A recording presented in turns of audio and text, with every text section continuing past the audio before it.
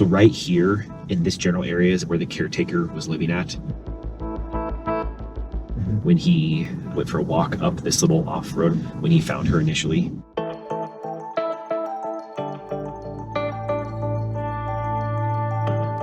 wasn't even sure if it was real at first. I thought it might be some kind of a prank, you know.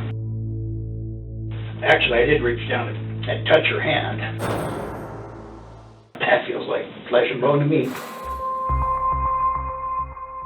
When we found Anna Repkina's body, we were able to see that her feet were probably down in about this location, and her head was pointed back towards the forest here. And one of the first things we noticed when we made our way to this landing is there was pieces of trash and there was garbage. One of the biggest pieces of evidence that we found in this case was a KFC bag. Along the edge of that clear bag, there was a receipt that had the date of the 14th, so April 14th, which is only a few days prior. Who was Anna Repkina? Anna was 27 years old, and she came from a good, strong family in Russia. She wanted somebody to love her, wanted to have kids, and so that's why she went on to the dating websites. She happened to find Will Hargrove.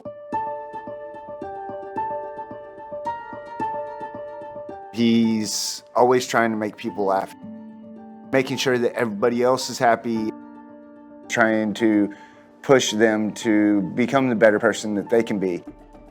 He was complimentary to her. He sent her flowers from the United States to Russia. He paid attention to her. With everything that he had explained to me, everything he had told me, Anna was the love of his life. The sense that you got from Anna Repkina was that she was in love. This wasn't coming to the United States as some mail-order bride. How does Michelle Chavez fit into this case? Well, Michelle Chavez is the other woman. She is that third part of the triangle. He made me feel special. He has a charisma about him. It's like everything he's saying, he truly believes, and you believe it. He makes you believe it. Especially if you're in love and you want to believe it. Yeah. And you were in love. I was. And it was always, I choose you. It was. How much pressure was he getting from Michelle to end it with Anna? I know for a fact that Michelle didn't want Anna even over here in the States. He was basically given the ultimatum of one or the other. And 2 days later, Anna was found dead.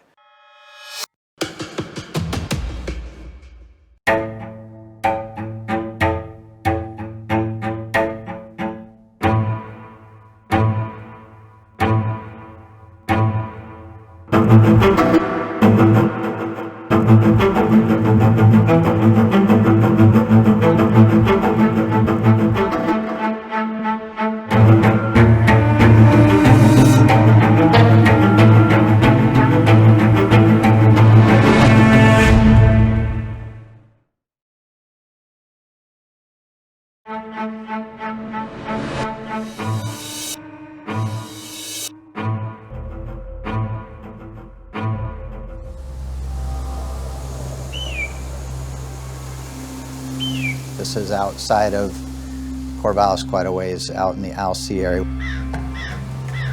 and up a remote logging road.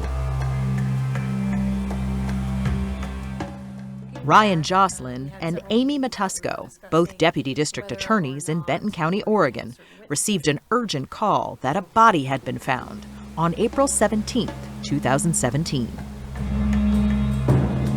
He and I were both on scene to take a look for ourselves. It's so important in a prosecutor's role that you understand the scene, not just from photos, but having been there.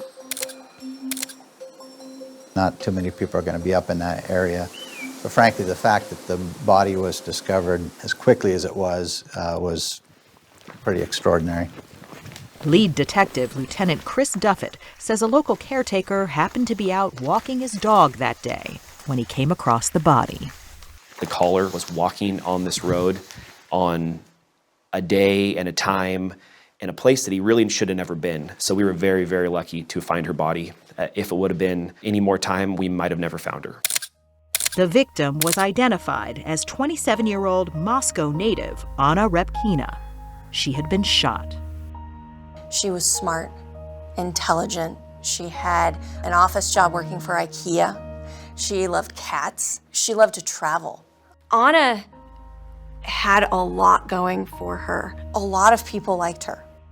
So how did a Russian woman who had a seemingly happy life meet her end on a remote logging road nearly 5,500 miles from home?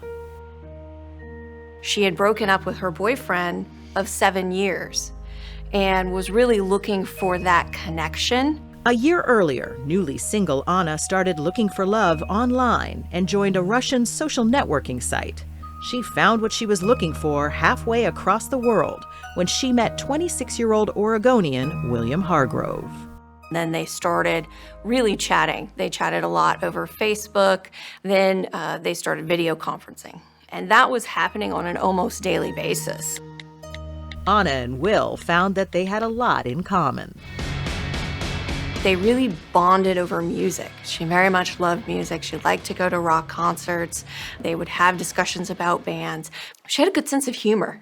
She would constantly send funny memes, and she connected with her friends and her family that way. Will and Anna exchanged thousands of messages, imagining their future together if Anna came to Oregon. He definitely had the gift of gab. The gift of gab. He could talk a good game? He could. He could talk a very good game. Will's friend and former roommate, Jamie Klotz. He and I had things in common. Cars. He works on cars. I work on cars. I'm more Harry Potter. He's more the Avengers kind of genre, but we could nerd out on things like that.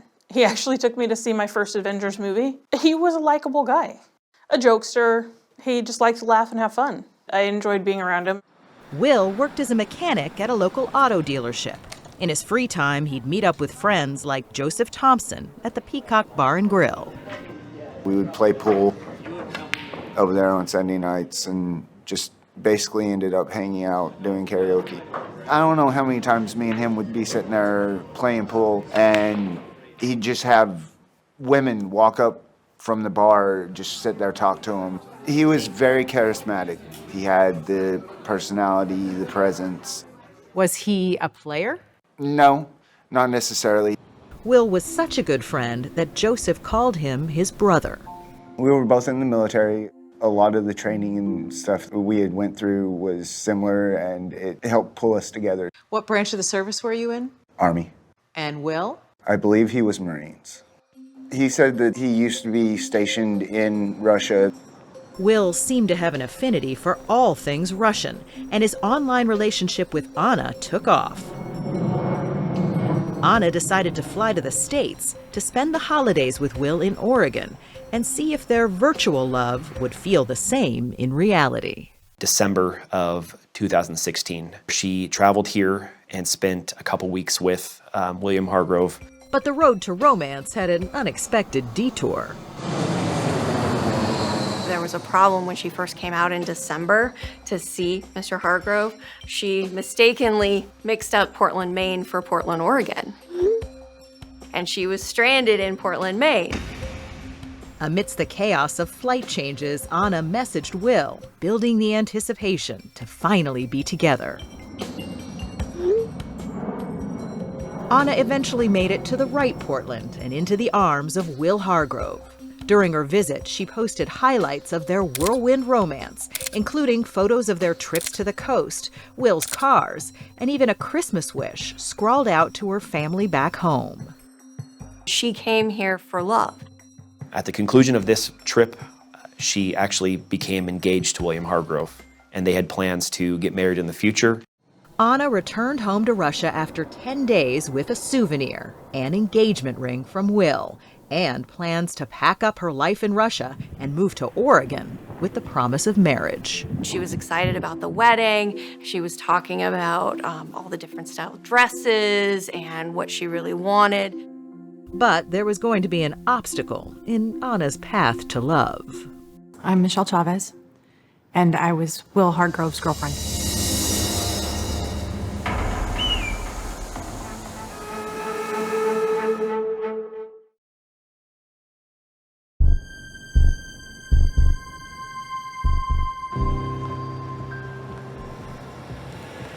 In 2015, 33-year-old Michelle Chavez was living with her husband and 2 children in Albany, Oregon. Unfortunately, all was not right in the marriage. Our relationship at that point in time really wasn't one. It was like roommates that just happened to be married. Slept in the same bed, but that was about it. Didn't really talk. Michelle met Will Hargrove while she was working as a cab driver. It was a kind of slow time in the summer, and I was waiting at the bar, waiting for people to call to go pick people up. What was your first impression of him? God, he's short. God, he's short. Yes, God, he's short. Yeah. He is short. But that first impression gave way to something much more for Chavez, who was so unhappy at home. He made you feel like you were in the sun when he talked to you. He had a way of being able to look at me, and I felt like I was actually seen. I felt beautiful. I felt like I was wanted. And so Michelle and Will became much more than friends. It wasn't a planned thing. It wasn't like it went off in my head. I was like, I'm going to have a relationship with him. It just progressed that way. This is one of him and our mutual friend, Jamie. He was willing to give her what she needed, affection, attention. The following year, 2016, the relationship grew to a new and somewhat unusual level, with Will renting a spare bedroom in Michelle's house, the same one she shared with her husband and kids, though it's not clear what Michelle's husband knew about her relationship with Will. He only had to pay $300 a month and his own food, unless he liked whatever it was we were making at the time. Honestly, pretty sweet deal. Michelle even gave Will her wedding ring, a promise that she'd leave her husband soon. But it wasn't enough for Will. If Will had this relationship with Michelle and was in love with Michelle, why was he going on internet dating sites? I think that it had to do with jealousy. Michelle was going to leave her husband on her terms, and it wasn't going fast enough. If he could make her jealous, then maybe it would speed things up. Which may explain why, when Anna visited Will over Christmas, they stayed at Michelle's house, under Michelle's nose. It seems Anna knew nothing of Will's other relationship. They were in his room most of the time. On New Year's Eve, they were getting ready to go out. Will was like, oh, maybe I should introduce you guys. And then she shook my hand, and she said her name was Anna. I said it was nice to meet her. But Michelle wouldn't be quite that welcoming when Anna returned a few months later, on March 1st, 2017, with the intention of becoming Will's wife. I was like, well, she's not staying here. She's not staying in my house. So Will and Anna rented an apartment in Corvallis, a small college town not far from Michelle's home. With Will working and without a job herself, Anna spent time on her own, even joining the local gym. Life wasn't as easy for Michelle. What did you want? Simple. Just to be happy. And you thought you'd found that with him? I thought I had. But you have to actually know somebody to find those things, I think. Turns out, actually knowing Will was going to be a bit of a challenge for everyone. Even with his new fiancée in America, he split his nights between his 2 love interests. He really continued to float between those 2 places, back at Michelle's place and then back at the apartment with Anna. With no clue as to why Will kept disappearing, Anna often had to resort to contacting his friends to find her own fiancé. She's seeing him gone. In the text messages, she's reaching out to his friends. Do you know where he is? What's going on? She's becoming suspicious. Where is he going? What is going on with this time? As it happened, Anna's instincts were right on the money. This man was a fraud and relied heavily on deception to convince other people he was the type of person he wanted to be perceived as. And he wanted to be something greater than he was. He told a number of people he was in the armed forces. He was never in the armed forces. Then there's the matter of a certain engagement ring. Anna's ring, or was it? Her and I had friended each other on Facebook. And then I saw her wearing my wedding ring. What? Yeah. The ring that had been Michelle's wedding ring had been repurposed when Will proposed to Anna. Will told Anna that this ring belonged to his grandmother and had sentimental value to him. Anna had no idea she was wearing Michelle's ring, and on March 22nd, she was shocked to get a Facebook message from Michelle about sharing Will. At this point, all Anna knows is that Michelle Chavez is the crazy ex-girlfriend, because that's what Will Hargrove has told her. And so Anna says, no way. You get out of our lives. Something about me being a bitch, I believe. And I was like, I'm just getting started at being one. Were you threatening her? No, just being mouthy. I just meant that if you think I'm being bitchy now, like, just watch. Just 3 days later, Anna and Will headed to the Oregon coast for their wedding ceremony. Anna brought a wedding dress with her from Russia. She had her ring that William proposed to her with. On the way, Will decided to stop at the local Walmart to buy their wedding bands, leaving bride-to-be Anna in the car. While he's in Walmart shopping for his wedding ring, he is on the phone with Michelle Chavez. And he is discussing their relationship and whether or not he's going to come see her that night. And you had no clue when he said he was in Walmart No. that he was like headed to a wedding? No, none at all. But as it would turn out, Anna and Will were not headed to a wedding. They go to the beach and the officiant doesn't show up. So he has a phone call in which he relays to both the witnesses and to Anna that the officiant couldn't make it, he was ill, something came up. And William Hargrove was actually calling a couple video game stores to presumably pretend he was talking to a wedding official to show him how mad he was about this day. He never arranged for an officiant. He never got a marriage license. He didn't have anything set up. Sadly, there'd be only one portrait of the bride that day, picking up some fast food. The McDonald's drive-thru video is the only video or photo taken on Anna Repkina's wedding day. And you can actually see Anna Repkina in her wedding dress in William Hargrove's vehicle. Seemingly oblivious to Will's feelings for Michelle, Anna set her heart on a rescheduled wedding date. But Michelle had other plans. So, did you give him an ultimatum? At one point I did. I told him he had to pick one. I didn't want anything bad to happen to her. I just didn't want her here. So you pressured him to choose. I did.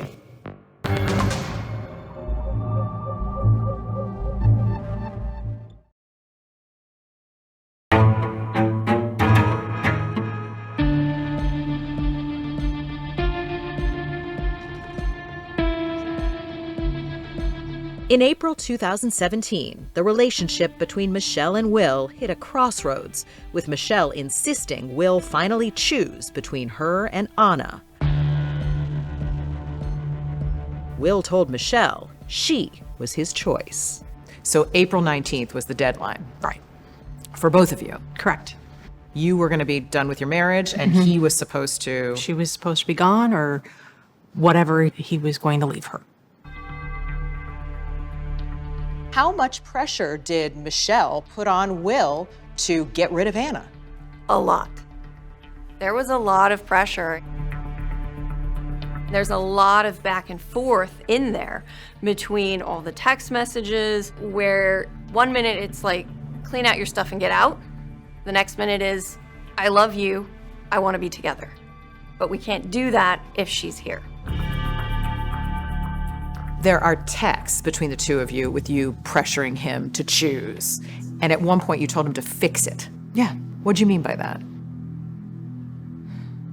In the general sense, fix it in the sense that you would take care of it, not take care of it like take somebody out. And you would end the relationship, that you would be done. Will told Michelle he'd tried to send Anna packing many times, but she wouldn't go. So Michelle perceived Anna as this girl who kind of never got the hint that she was being told to leave, and she kept coming back, although Anna never knew any of this was really happening. On Saturday night, April 15th, just 4 days shy of the deadline they'd set, Michelle was supposed to have dinner at Will's apartment. It wasn't until about 8 p.m. that night that William Hargrove tells Michelle Chavez that she actually can't come over, that Anna showed back up, that Anna's back again, he'll take care of it. What followed was yet another heated text conversation. Not a surprise, according to Detective Chris Dale, who says Michelle and Will exchanged more than 13,000 texts during their relationship. Constant checking in every morning to make sure that he's woken up on time to get to work. It didn't seem as if there was an hour in a day that went by where they were not communicating. But on that day, there was one critical text. So Will Hargrove sent a message to Miss Chavez, I will have this permanently fixed by 1800 tomorrow. So he'll have the situation of Anna Repkina handled by 6 p.m. The following day, which was Easter Sunday.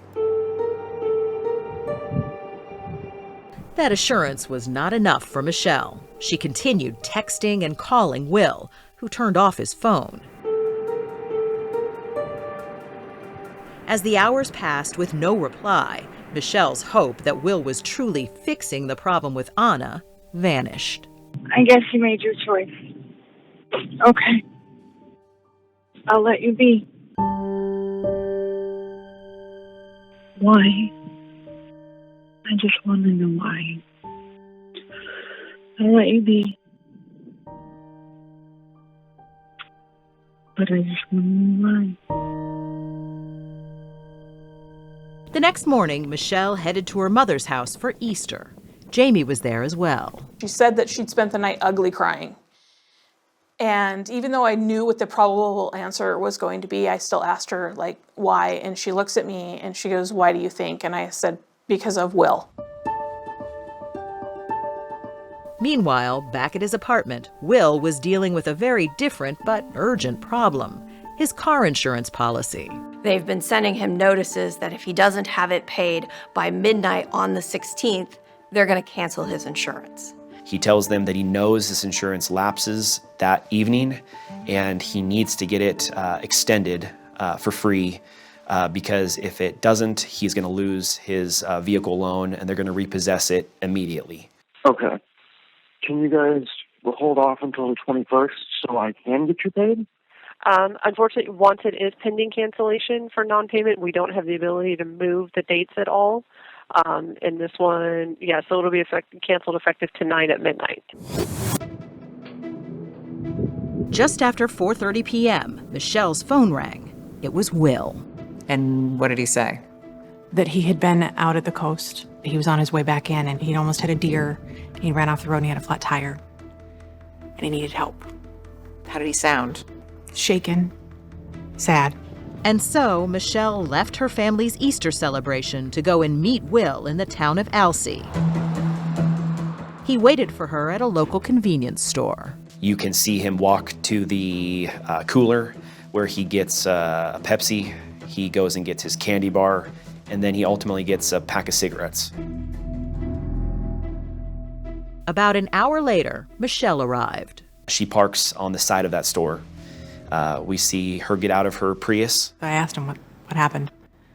Where have you been? And he told me that after we had talked, that they got into an argument and he said horrible, mean things to her. And that she had turned around and taken her suitcases and had walked out. Thinking Anna had finally left the apartment for good, Michelle says she and Will got into his car. We drove for a little bit, then we pulled off and we were talking for a few, and then honestly we ended up having sex in the front seat. So you had makeup sex, essentially. Yeah, essentially. Makeup sex in the front seat. Michelle and Will then went their separate ways, with Michelle returning to her family's Easter celebration. She came back. She was in a good mood.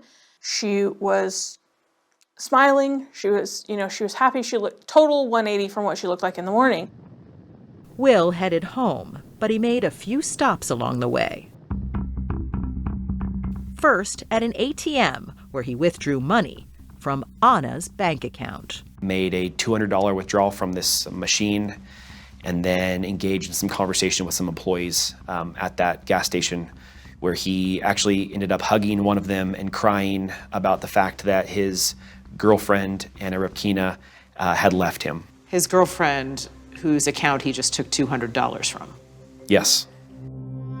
Will then headed to a second ATM. He goes to the Chase Bank and withdraws an additional $600 of Anna Repkina's money. So now William Hargrove has $800 that he stole from Anna Repkina's bank account. At about 9:30 p.m. on that same night, he drives to another bank and he ends up depositing $160 of that cash into his bank account. Will had just one more chore to take care of that evening. Thank you for calling Progressive. Y'all should have a card on file for me, and I need to make payment, please. Several hours earlier, he has no money. All good then? Everything's done? Yeah, everything is taken care of. You are insured as we're speaking. Excellent. Thank you very much, ma'am. My pleasure. Have a good night, William. All of a sudden, he has money, and he's taking it out of Anna Repkina's bank account, who's found dead the next day.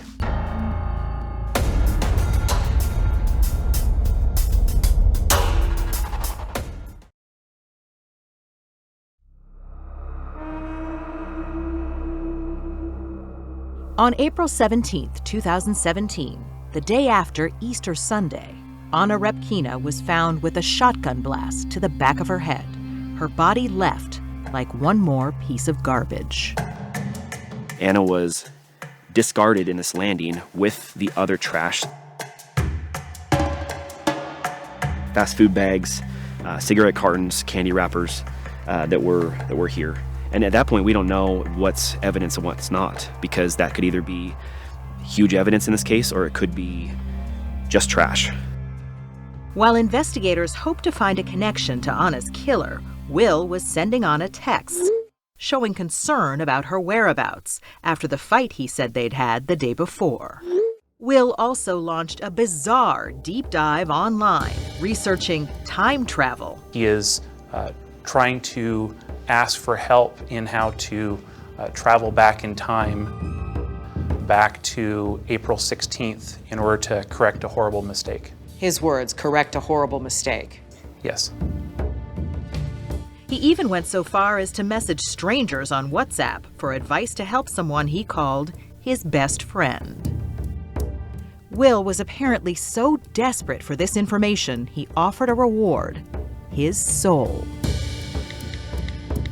In addition to his strange internet search, Will went on a shopping spree, spending more of that cash he stole from Anna, buying candy, video games, and toys. He bought a $100-something set of Legos from a Walmart. Will reached out to a friend named Kevin Thomas, saying that he's spending money he shouldn't, trying to distract himself. On Wednesday, April 19th, investigators struck a lead with the trash found next to Anna's body. A KFC receipt from 3 days earlier with a crucial timestamp. Was there a name on the receipt? So on the receipt, there was no name. KFC told us that there was actually a car that pulled up on that Friday, and there was 2 purchases made from that car. There was one made with a debit card that came back to Kevin Thomas, and another purchase that was made with cash. With only one name to work with, investigators headed to Kevin's Corvallis home. Now we're trying to put some pieces together for our case. The garbage we found was, I think, something you bought last week from KFC. Okay. Do you know about that? Yeah, me and my brother go to KFC. Go to KFC? On Fridays. What's your brother's name, Kevin? Will Hargrove. Kevin and Will became pals at the Peacock Bar and Grill. Kevin, like Joseph Thompson, called Will his brother. Police continued talking to Kevin at the sheriff's office, where he offered a revelation. A few weeks earlier, Will had asked to borrow something that belonged to Kevin: his shotgun. Did he say why he wanted to borrow it? Just so he was going to go up and go shooting in the woods and just kind of blow off some steam. What's more, Kevin told police that Will had yet to return the gun. With this new information, investigators headed straight to Michelle's house, where Will was staying, to question him. He answered the door. We're here following up on a case we're working, and your name came across and I want to talk to you. Okay. Will then lied to investigators, telling them that he and Michelle drove up to Alsea together on Easter Sunday. Drove into Elsie, stopped at the little market there, picked up a pack of cigarettes and drove back. Did you dump some trash there when you were there? Yeah, I did. On the side of the building, on the side of the general store.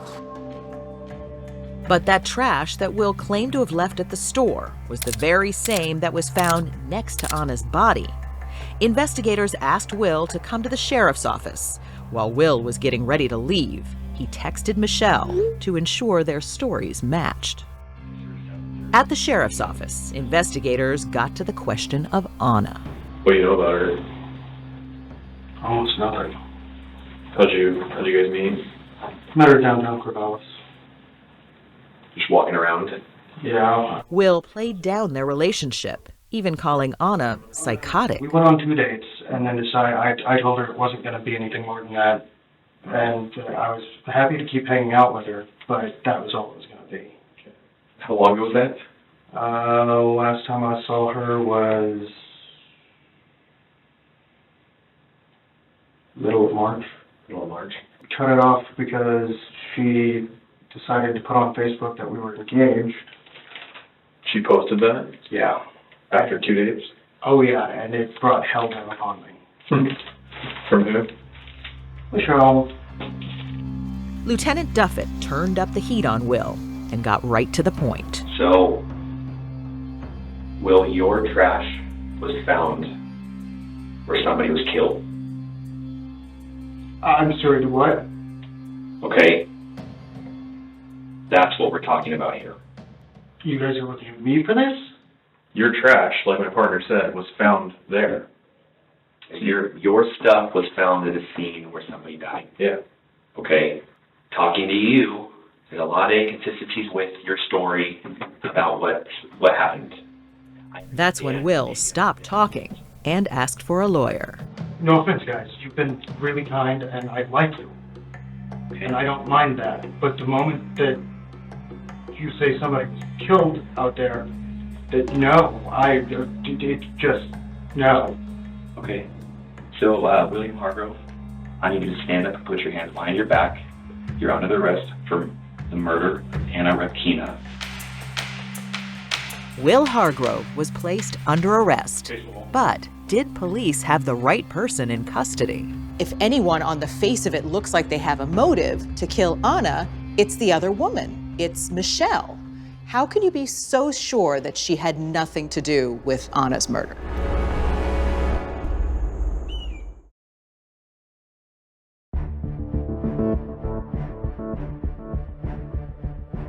Just hours after Will Hargrove was arrested for Anna Repkina's murder, We don't just going to go over it at this point. Michelle Chavez was brought in for questioning about what she was doing Easter Sunday. Can you tell me what this is about, though? She starts out on the wrong foot, telling police what Will had texted her to say, that they'd driven to Alsea together. And he picked you up at your mom's house at that time? He did. Okay. I asked him to take his call. Immediately, Michelle reverses herself, admitting what she had just stated was false. That's a little bit of a lie. He called me. He was going to pick me up. And then he didn't. Why did you lie to them? Honestly, I wasn't thinking, and I don't have a good answer. I want you to know right now that Will's under arrest for murder. Okay. Okay. Investigators say Michelle didn't seem at all surprised when they told her Will had just been arrested for killing Anna. How are you not extremely upset right now to know that the person who you were romantically involved with? I am very upset right now. I'm very upset right now. I don't understand how that can be a person that I have spent the last year and a half with. I was numb. It didn't make sense. Over a year later, in July 2018, Will was formally indicted for Anna's murder. The defense would go on to spin an entirely different theory of the crime, one that had Michelle pulling the trigger after arriving from her family's Easter celebration. According to them, the defendant had taken Michelle Chavez up to the location to have a conversation with Anna, and Michelle had taken the gun out from him and shot Anna. a few pieces of evidence had given investigators cause for concern. For one thing, Michelle mysteriously ended up in possession of Anna's phone. Michelle blames Will. I didn't realize it was hers. He had given it to me, I guess, the night before he got arrested. Michelle's own cell phone records showed that a month before Anna's body was found, Michelle had visited that exact spot on the logging road. Michelle claims that's only because Will brought her there. But could she have been scouting the location? The defense says that Will loved Anna, that he was starting a life with her, that you're the one with all the reasons to kill her. What do you say to that? I had no reason to want her dead. No reason to kill her.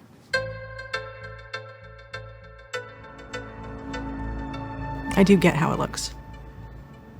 But her being dead is nothing I ever wanted.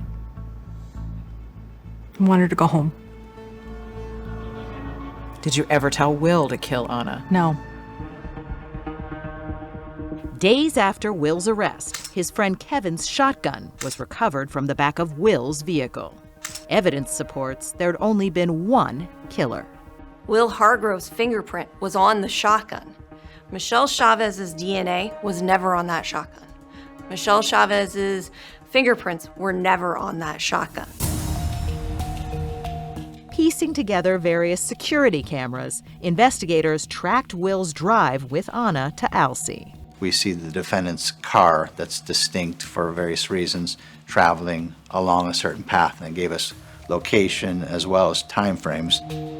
But it was GPS tracking that gave police an even bigger piece of the puzzle, with Will's phone pinging from the murder site from 4:35 to 4:48 that afternoon. The reason we have that is because he called Michelle Chavez. Michelle Chavez, who was still at her mother's house at that Easter celebration. We don't have any forensic data or information that was left at that crime scene to suggest that Michelle was at the crime scene on that day. And remember that video of Will shopping at the Alsea convenience store as he waited for Michelle to arrive?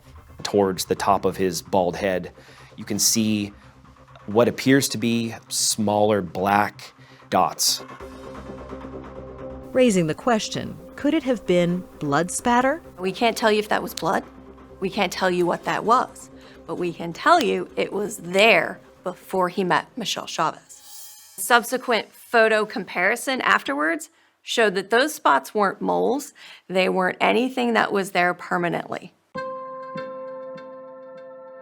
There was one more heart-wrenching piece of evidence found in the trash alongside Anna's body from another fast food drive-thru.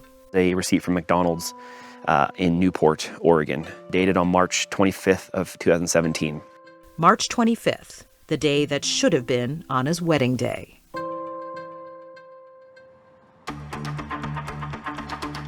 Will's trial got underway in October 2019. The original witness list was 131 people. Eventually, I believe close to 70 people testified. The trial took a month. Will Hargrove was found guilty of Anna's murder, as well as identity theft and 2 counts of second-degree theft for stealing that money from Anna's bank account. I want to talk about Anna Repkina for a minute. And I placed her photo on the witness stand to remind everyone of a life that was lost. Contrary to speculation, Will's sentencing was held in January 2020.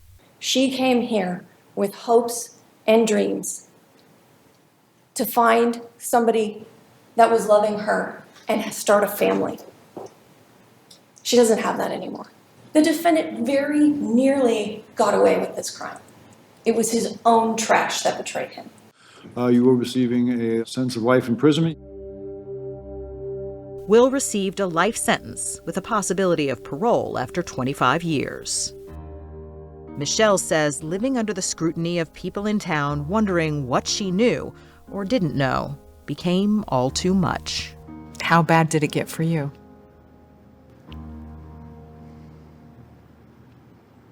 Bad enough.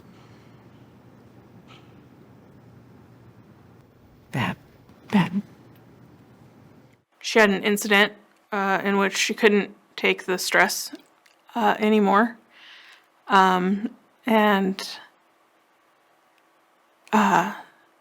almost didn't get the police there in time. Michelle says that in June 2018, she tried to take her own life. I tried to die.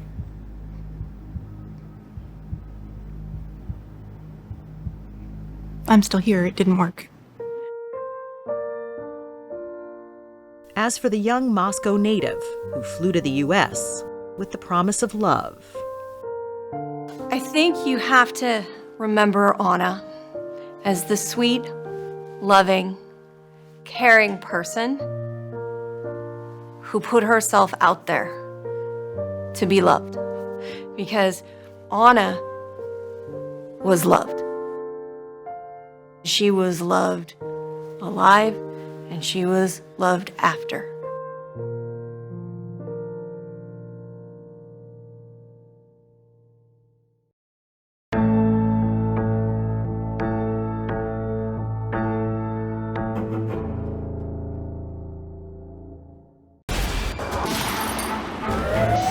"48 Hours.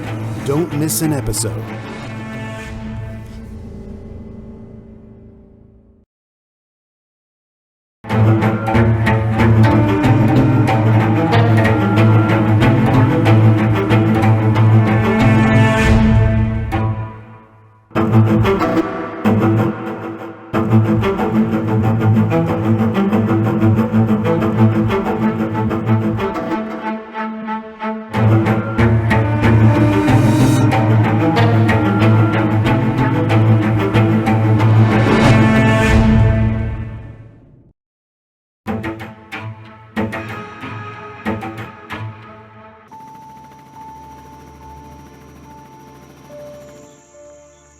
Serial killers can be very difficult to predict.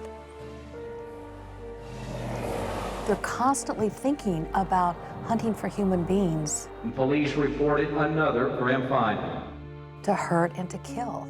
Her car was later found abandoned on I-45. The highways are a particularly good, effective hunting ground. Once you commit your murder, you're good to hit the road again.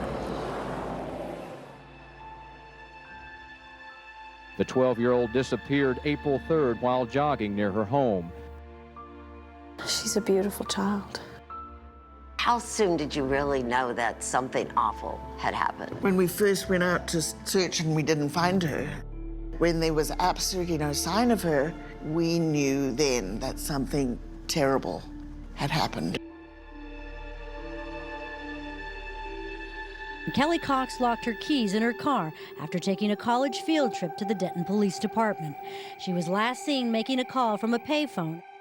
Not knowing where your daughter was, how do you describe that? There's really not a way to describe it. I had nightmares for years that she was being hurt or harmed every day. The pain does not go away. Tiffany Johnston went missing from a Bethany car wash. Tiffany was abducted in broad daylight. She just vanished. Tiffany was my baby daughter, my shadow. Anywhere I was at, Tiffany was with me.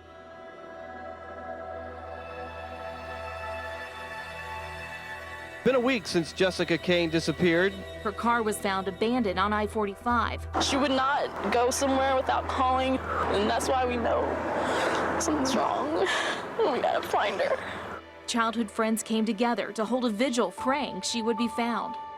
Until she's found and someone proves that she's not alive, she is alive to us, and we're still searching. Could it happen again? Was it going to happen again? William Reese was on the top of the list very early on. Reese is the primary suspect in the kidnapping of Laura Smither. I think most investigators felt like he was responsible for multiple girls. But you couldn't get him on it. No. The case went on for a number of years, and no one ever forgot the pain from '97.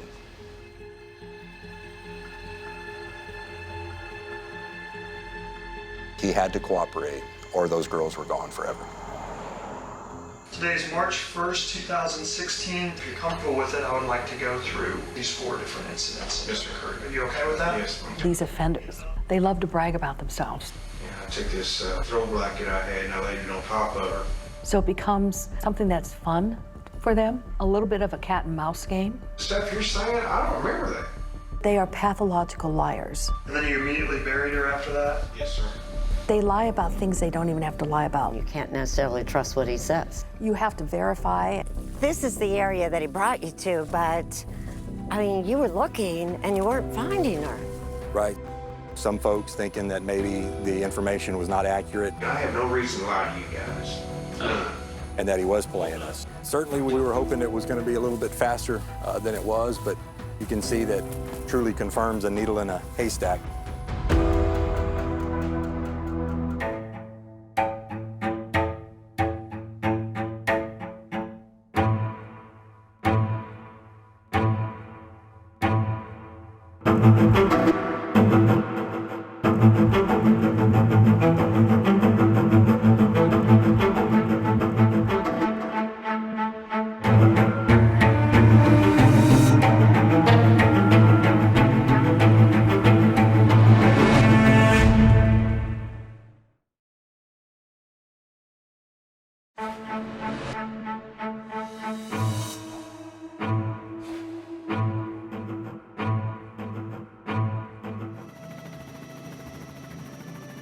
There was a very scary killer who was going up and down I-45, That is correct. killing young women. That is correct.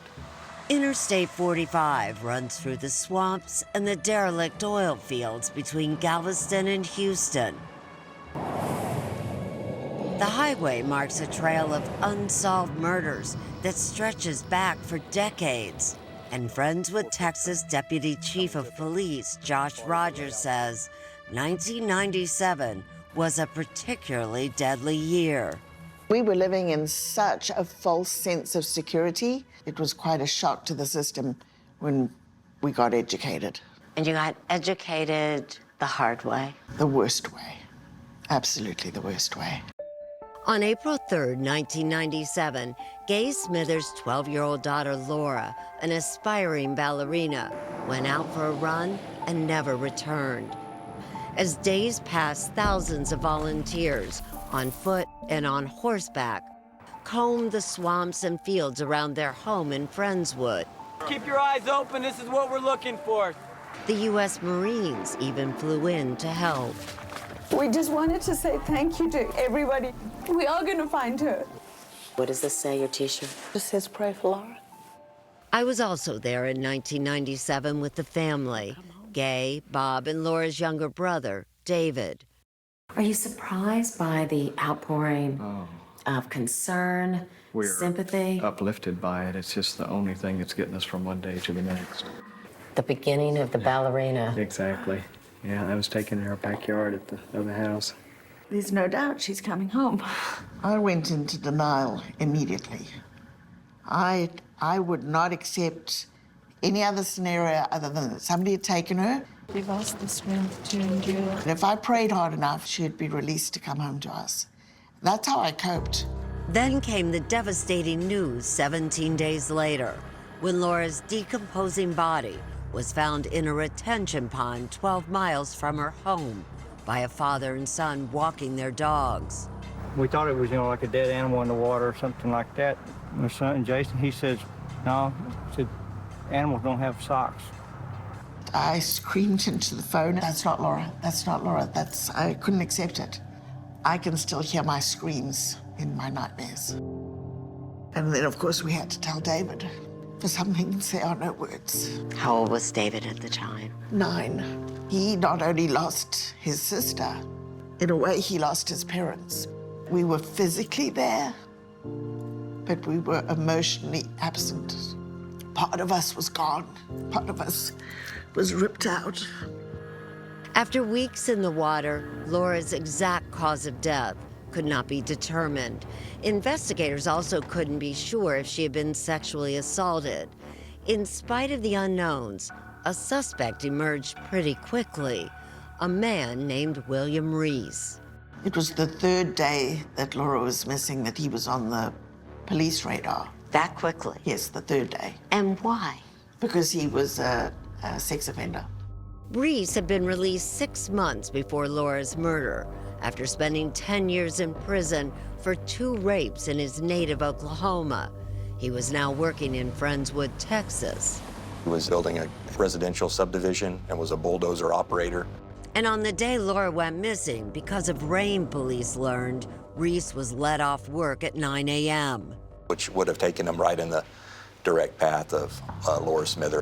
Investigators searched Reese's truck and found fibers from replacement floor mats that were consistent with trace fibers found on Laura's socks. These weren't factory floor mats. These weren't common fibers. While police continued to investigate Laura's case, Reese remained free and was traveling back and forth between Houston, where he worked, and Oklahoma, where his mother lived. Then in July of 1997 in Denton, Texas, a university town along the stretch of interstate connecting them, 20-year-old Kelly Cox disappeared. To describe it, it's like Martians picked her up. She just vanished. Kelly's mother, Jan Bynum, says Kelly had gotten locked out of her car after a class trip to the Denton police station. She had gone to a nearby gas station parking lot to use a payphone. Very busy area with police officers everywhere. Jan knew something was wrong when Kelly failed to pick up her then toddler, Alexis, from daycare that afternoon. She would never have left her daughter. She was only 19 when Alexis was born. She took such responsibility. And she embraced being a mom. Mama! Oh my gosh, she embraced it. And I know she absolutely adored this one over here. In addition to raising Alexis, now 27 years old, Kelly was taking a full load of courses at UNT, the University of North Texas in Denton. She was maintaining straight A's in college. All A's on her finals a week after having me? Yeah, a week after she had Alexis, she took her final exams and pulled all A's on them. I mean, she was very, very driven. Alexis says she remembers little about her mother, except the anguish of her being gone. I remember looking for her. You do? Looking underneath the bed. Mm-hmm. I remember looking her all around the house. Look in closets. She would look under the bed and say, Mommy, Mommy. The days of searching turned into weeks, and then months. We can get this face out there. Jan was on local TV pleading for help finding her daughter. I don't want it on a back burner. I want her face out there. But unlike Laura Smither, Kelly was a young woman, not a child. And as the case dragged on, Jan says she didn't feel that finding Kelly remained a priority for police. Jan still remembers a conversation she had with one member of the department 3 months after Kelly went missing. And he said, you should just consider yourself lucky. We're even working on this case. Most police departments would have just turned her picture in to the missing persons clearinghouse and been done with it. That was heartbreaking. Jan was certain that someone had abducted Kelly, but was at a loss. Police had no body and no strong leads, and the case soon grew cold. I don't think did I ever completely not think when the phone would ring that maybe it was something about Kelly. Just 11 days after Kelly went missing, up in Oklahoma, and not far from William Reese's hometown, another young woman was about to vanish.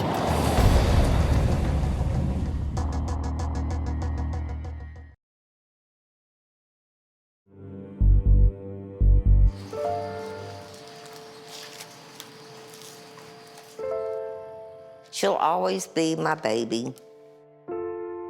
She'll always be a granddaughter, and she'll be a wife. Kathy Dobry's daughter, Tiffany Johnston, 19 years old and newly married, was just starting to build her life. On July 26, 1997, she vanished from this Bethany, Oklahoma car wash, leaving her car behind. Her car mats were hanging on the car wash rack. Her money, her paycheck, everything was in her car. The next day, Tiffany's partially clothed body was found in tall grass here, just off the interstate, 15 miles west of that car wash. She had been strangled and sexually assaulted. She had rope burns around her wrist. She had black and blue places on her face. No one at the car wash reported seeing anything out of the ordinary.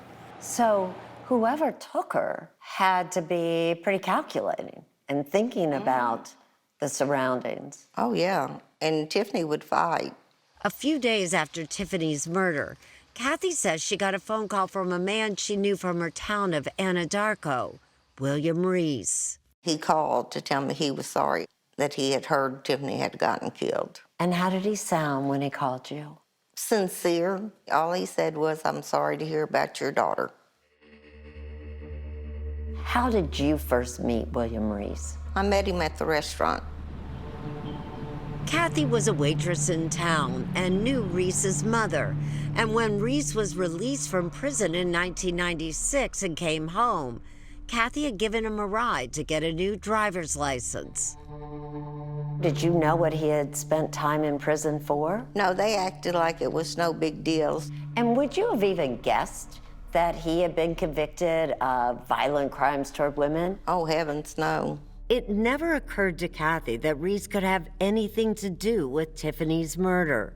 I couldn't see someone that I knew that would kill Tiffany because they knew how much she meant to me. As for investigators, they found the killer's DNA on Tiffany's body, but they weren't able to develop a profile. At some point, Kathy, did you give up thinking they're just never gonna find the person who killed my daughter? I never gave up because I made a promise to Tiffany when I buried her that I would not give up until we found who did it. Why was it so important to find who killed her? Because I didn't want him killing someone else's child. If you have my daughter, I pray that you would return her. We want her back home. Just 3 weeks after Tiffany's murder, back in Lamarck, Texas, it happened again. We're not gonna let her go. Jessica Kane was about to graduate high school. The 17-year-old was last seen leaving a Clear Lake area restaurant. On August 17, 1997, when she didn't come home by curfew, Jessica's father, C.H. Kane, went out looking for her. I had been to all the places where I thought she might be, and I was on my way home. It's actually just about 3 or 4 miles from the house on the side of the road. He spotted her truck on the shoulder of I-45, but Jessica was gone. And there was no sign of struggle. Once again, search parties combed the area for yet another missing girl. More than 100 volunteers searched on foot along the marshes and through the brush. Tracking dogs were called in to help after We were the most broken people at that point. Gay and Bob Smithers, still reeling from the loss of their daughter Laura just 4 months earlier, felt compelled to join the search. We didn't hesitate. We went immediately. The search for Jessica Kane widened today across the salt grass and scrub that surrounds the marshes in this The area. search went on for weeks, but there was no sign of Jessica and no clue who had taken her. We wondered, could it be the same person who took Laura from us? You know, we just didn't know. As Gay wondered about William Reese and his involvement, a story emerged about another case where the victim survived. Everything happened so fast. Back in May of 1997, 3 months before Jessica Kane disappeared, a 19-year-old mother, Sandra Sepa, stopped at a convenience store off of I-45 in Webster, Texas. She noticed a man staring at her from the parking lot. His truck was out there parked, but I wasn't really paying attention. When Sandra left and went to a Waffle House across the street, she saw the man again. He followed me to the Waffle House, and I parked, and he asked me if I needed help. And I go, get help for what? And he goes, well, your tire's flat. But just moments later, the stranger was forcing her into his white pickup truck at knife point. He was just telling me to keep my mouth shut. I mean, I was terrified. She says he sexually assaulted her in the truck, and then they started speeding down the interstate.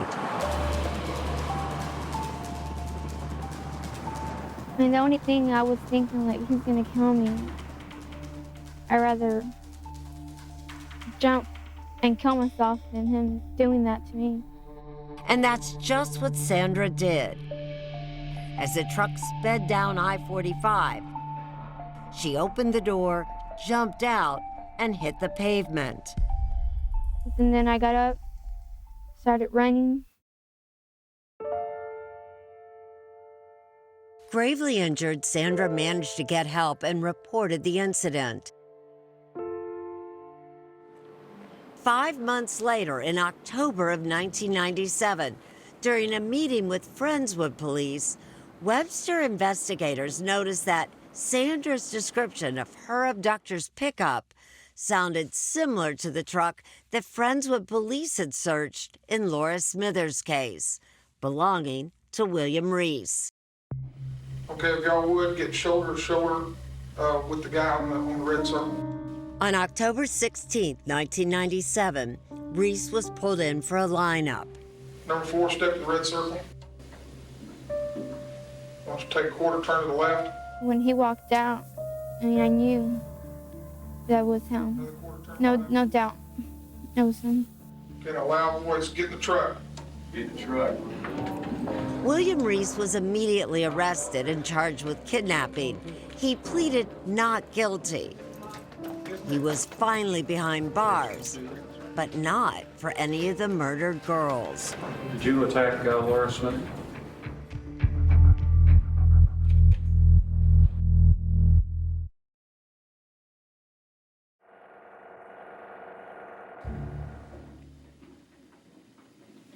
Face the glass. I want you to repeat after me in a loud, clear voice. Do not scream. Do not scream. Get in the truck. Get in the truck. William Reese was defiant. He denied kidnapping Sandra Sepa and slashing her tire. But after his arrest, investigators were determined to tie him to Laura Smithers' murder, too. Think you're being unfairly treated, Mr. Reese? Yeah, I do. I didn't do nothing. Friendswood Deputy Chief Josh Rogers says they thought they found another link when they searched Reese's apartment. He had a horse blanket that was multicolored. Most of those colors were also found on one of Laura Smithers' socks. So the evidence was strong. And they already had those other fibers on Laura's socks that match Reese's floor mats.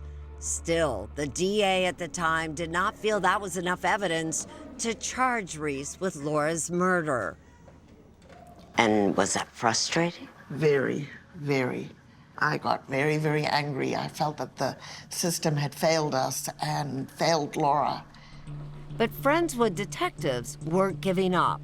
They pulled records to trace Reese's movements during the previous summer and discovered that Reese might be connected to the other unsolved cases.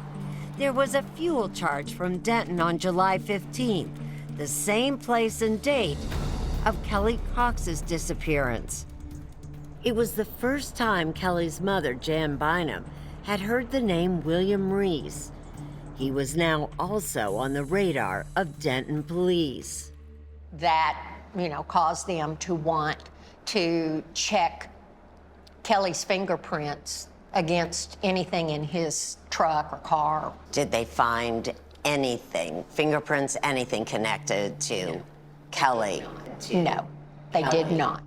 Friendswood detectives also found records showing Reese had used a payphone in the town where Tiffany Johnson's body was found less than an hour after she disappeared. And the owner of the car wash, after seeing his picture, says Reese was a frequent customer. With that, Reese joined a list of possible suspects. Anyone along that route during that time period, he was looked at. Investigators were also now eyeing him in Jessica Kane's disappearance and used bulldozers to look for evidence at the horse ranch where he had worked. But they came up empty-handed. And in April of 1998, as suspicion swirled around William Reese in several jurisdictions, he went on trial for the kidnapping of Sandra Sapah. You went to the trial, why? For Laura. I had to be there for Laura. I got very angry with what I learned at that trial. Because, of course, it puts everything in your head at what he had done to Laura. Gay Smithers says she was especially upset when she heard the testimony of Reese's 2 rape victims from the 1980s. Remember, he had been released from prison for those attacks just 6 months before Laura was murdered. They came down and testified, and I was mortified to hear what he had done to those 2 young women. The jury didn't take long. They went out, and minutes later, it was a guilty verdict. William Reese was convicted and sentenced to 60 years for kidnapping Sandra Sapah. I think a lot of people felt like that was probably going to be the best that we were going to be able to do, is just to keep William Reese off the streets again. But Laura's case remained officially unsolved, and the Smithers wanted to see Reese charged. Up in Oklahoma, Kathy Dobry continued to pressure investigators to solve Tiffany's murder. At first, I'd call every week. It was always the same thing. They didn't have anything. It would take more than a decade before Kathy says her calls were finally answered. All I knew was that I've got a victim whose car was at the car wash.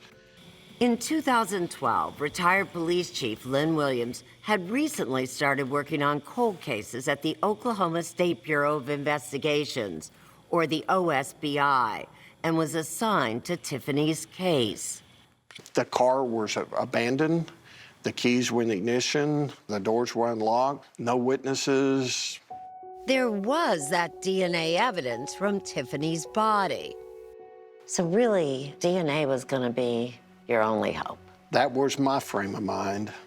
But the DNA had already been tested twice without success. We are worried, usually, that there's nothing left to test. Wendy Duke is the supervising criminologist at the OSBI cold case unit. She found 2 samples from Tiffany's body that had not been totally consumed in earlier testing and was able to develop a partial male profile from them. It's exciting, even if it is a partial profile. Because it was a partial profile, Duke could only compare it to a profile from a known person, and the team slowly eliminated suspects from the file until they got to William Reese. And what was the result? And he could not be eliminated from that partial profile on the swab from Tiffany. The DA in Oklahoma thought it was enough to charge Reese for Tiffany Johnson's murder. And after all those years of waiting, Kathy finally had some news. And I said, oh my God, why Tiffany? That was my main thing, why Tiffany? Oklahoma law enforcement also shared the news with Texas investigators, including the Texas Rangers, who wondered if William Reese might be willing to talk to them about their cases. They went to visit Reese in prison, and to their surprise, he agreed to talk further if they could take the death penalty off the table. The Smithers agreed, and so did Jan Bynum, as long as Reese helped police find Kelly. That's a huge decision to make before you even know. Oh, I know. And basically, I said I wanted answers. I wanted to know whether my daughter was alive or dead.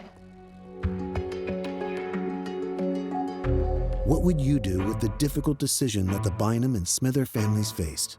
Chat now on Facebook and X.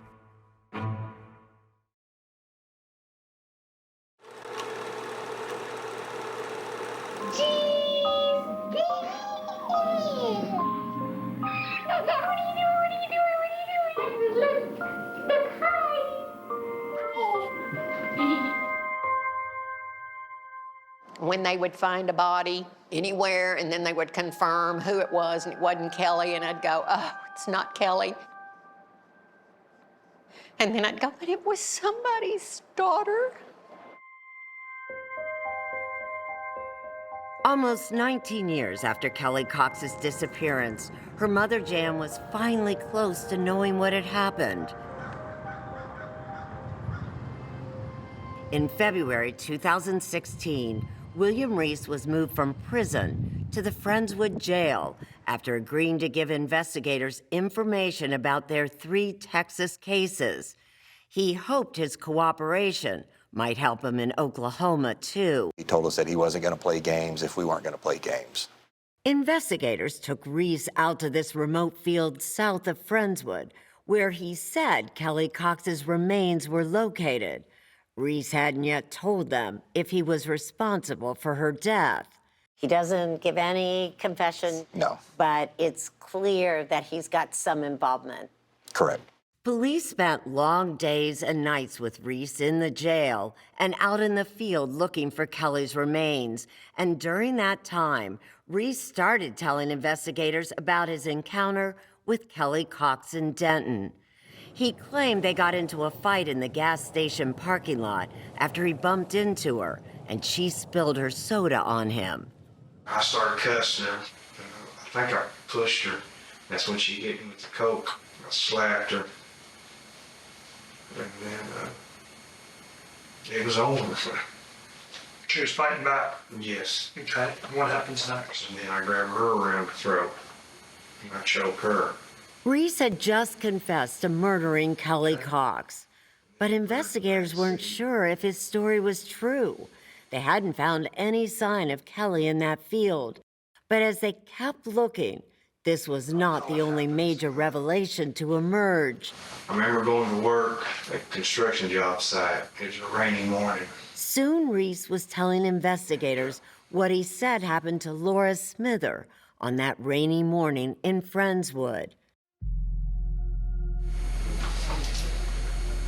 I hear something slam against my mirror, and it scared me, so I stopped. I got out, and that's when I looked in the ditch, and I seen Laura Smithers laying in the ditch. And she wasn't breathing. Reese claimed that Laura had died instantly after he had hit her with his truck by accident. But he later changed that story, claiming Laura had survived, but when he tried to stop her from crying, he accidentally broke her neck. Psychopaths are incredibly callous individuals. They are without guilt and they are without remorse. Mary Ellen O'Toole is a retired FBI profiler. We asked her to review the case records and Reese's videotaped statements to try to understand his psychology. I've not assessed him, not met him, and I'm just going from my own experience. But looking at his cases, looking at his behavior, I would say, in my opinion, that he manifests traits of psychopathy. Y'all wanted the truth, so I'm telling you the truth. And once police got him talking, I had a bulldozer out there and a barrier out there. Reese didn't seem to want to stop. I seen a pond, I jumped the curb, it was right there. O'Toole says that Reese was probably enjoying the attention and the break from his routine. I'm doing this on my own free will. What's the worst thing that you can do for someone that has a tendency to love exciting, challenging, stimulating things? You put them in an environment like prison where they get bored. So when you offer them the opportunity to come out and assist law enforcement, they're going to jump at that. After a week of fruitlessly searching for Kelly Cox, Reese offered to help them find another victim, Jessica Kane, whom he said he had buried in a different field closer to Friendswood. And while Reese didn't have an agreement with the DA in that case, I was at Bennigan's drinking. he started telling that story too, claiming he had had an argument with Jessica outside the restaurant where she was last seen, and that she followed him down I-45 for 30 miles. I don't know why, I just pulled over. She pulled up behind me and started yelling, and I went off on her again. Okay. Then you end up choking her out then? Yes, sir. On I-45? On I-45. Okay. But even as Reese admitted murdering Jessica, he would not admit to raping her, or Kelly, or Laura.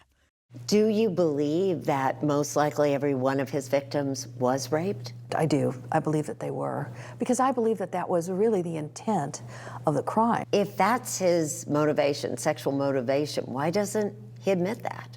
Is that typical? In some cases, I would say that's typical, because in their eyes, that makes them look pretty pathetic. That you have to attack someone, strangle someone, beat someone up in order to be sexually gratified. Go ahead with the next one, Bill. That's the one in Oklahoma City. Okay. Finally, even though he could again be facing the death penalty, investigators were able to get Reese to talk about the last case they thought he was linked to from 1997, Tiffany Johnston, who Reese said he had encountered at that car wash in Oklahoma. I was spraying it, cleaned up underneath my truck. That's when that girl yelled, "Hey, I sprayed her." I go, "Sorry." I thought she said something. I started cussing at her. And me and her got into it. He knew police had his DNA and admitted having sexual contact with Tiffany after forcing her into his horse trailer. We was fighting.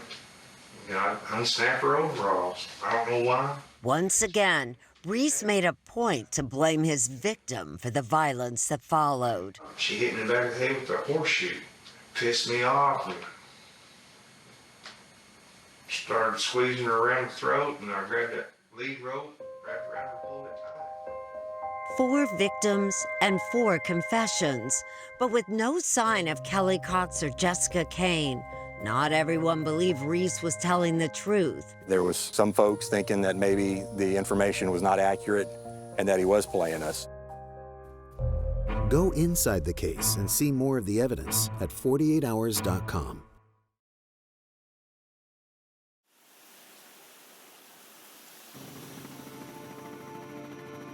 As we dug and we continued to not locate anything, there certainly wasn't as many investigators helping at the end of it as they were at the beginning of it. In March of 2016, after 25 days of digging, and with William Reese's guidance, there was finally some news. They found Jessica Kane's remains. What was that day like? Very emotional. We were sad, but also we were joyful as well to have located the remains. Jessica's parents asked for privacy as they processed the news and buried their daughter. 4 investigators finding Jessica corroborated William Reese's stories and re-energized the search for Kelly Cox. And after another 2 weeks of painstaking work, they found her. I had nightmares for the first time where she had to wake me up screaming. Never had nightmares like that before. Her nightmares were being down in a hole. It was just... After Kelly and Jessica were found, Oklahoma County prosecutors, Jimmy Harmon and Ryan Stevenson, had William Reese transported back to their state to face a capital murder trial for Tiffany Johnston. We typically only see the death penalty on the worst of the worst murderers, and Mr. Reese certainly fit that bill. Reese pleaded not guilty, even though prosecutors had the DNA evidence and his chilling words from his taped confession. That's when I grabbed her around the throat and choked her. When the trial began in May of 2021, Reese's defense fought to keep that video out. But the judge decided that the jury would watch it and hear all his statements where he admitted killing Laura Smither, Kelly Cox, and Jessica Kane. All relevant, says Stevenson, for showing that Reese had a pattern. All of that being in such a short time period, we wanted to be able to show the jury that this guy wasn't stopping, he was stopped. Sandra Sapah and 2 women who say Reese sexually assaulted them in 1997 all testified at the trial. Prosecutors say this testimony was crucial to correct the self-serving stories that Reese told on those tapes. You never quite get the full story out of William Reese. He always tells it in the way that makes him look best. Prosecutors think the true story is that Reese would set traps for his victims. He would sometimes create the situation, in the case of Sandra Sapah, by slashing her tire, presented himself as the Good Samaritan, and he would then attack them. After 9 days in that Oklahoma courtroom, the case went to the jury. It took them less than 2 hours to decide, finding William Reese guilty of murdering Tiffany Johnston.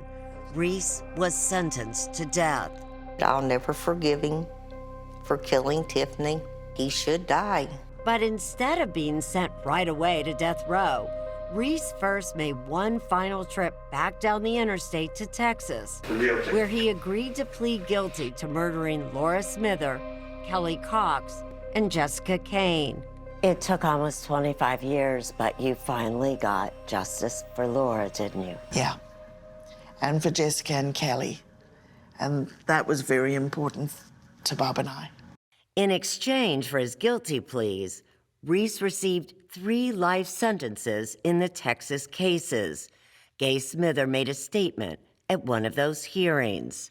I spoke about Laura and how we had an empty seat at our table for the rest of our lives. And then I told him that I forgave him for what he did. You forgive him for ruining your lives. You lost Laura, who had her whole life ahead of her. Forgiveness does not mean I condone what he did, nor does it mean I will ever forget what he did. Forgiveness was for me to not live in a cage of rage. That's what forgiveness is. With Laura's case now resolved, Gay and Bob could devote more time with their son David, now 34, and his children. Gay also travels the country training law enforcement on handling missing persons cases. I'm here to tell you what happened, with the prayer that you will be inspired by Laura's story to never give up.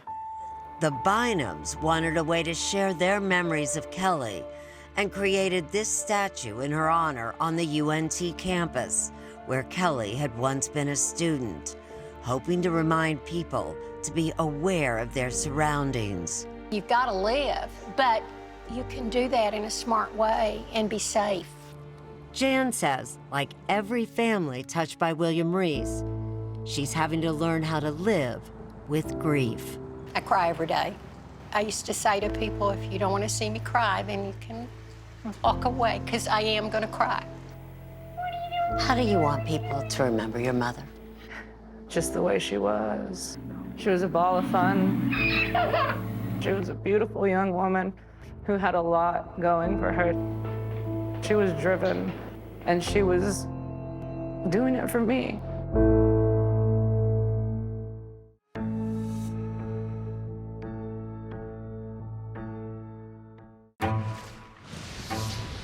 Two gruesome murders, unsolved, same area, same MO. Ambushed, stabbed multiple times. Can a man known as the Zombie Hunter help police find a killer? And then he's defending the world against zombies. It was like he was hiding in plain sight. 48 Hours, next on CBS and streaming on Paramount+.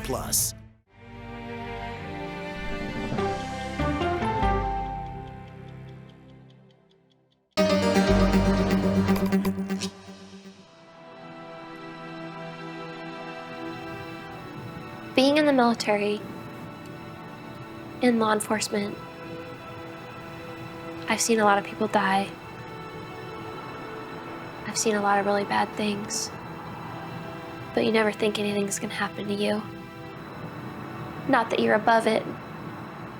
It always happens to somebody else. Nothing could have prepared me for what actually happened. The deputy showed up at my door. All he said was, "You need to call your dad." My dad started crying, and he told me that there had been a fire at my mom's house. The only people living in the house was my mom, Vicky, her boyfriend, John, and my little sister, Becky. We're still waiting for positive identification on 3 bodies found at a burned-out home in Pinyon Pines. We knew right away that everyone was dead. Maybe my mom fell asleep with a cigarette or a gas leak. But what happened was much, much worse. I learned that Becky was found in a wheelbarrow. Apparently she had been placed in this and set on fire. My baby sister was gone. This was the front of the house, and the wheelbarrow was found here. We know that it was brought to this spot because there were tracks rolled out that way. Why bring her body towards the front of the house? We think it was to pose her, and they wanted to leave some kind of symbol, make it as personal as possible. That's hate. She was obviously the target. When I heard the wheelbarrow situation, that's when I knew it was him. Waiting for my precious boyfriend. Say hi, Robert. Hi, guys. Because he had threatened to kill her. A lot of the evidence pointed toward Robert Pape and Christian Smith. Robert Pape was Becky's ex-boyfriend. Christian Smith was Robert Pape's best friend. 7 years. 7 years went by before anything happened. Yesterday, police arrested 25-year-old Kristen Smith and Becky Friedley's ex-boyfriend, Robert Pape. We know Robert, and anyone who knows him knows how ridiculous the accusations are. My son Christian saves lives. He saved lives in Afghanistan. He doesn't take lives. There's no way. It's all very obvious that there's no way.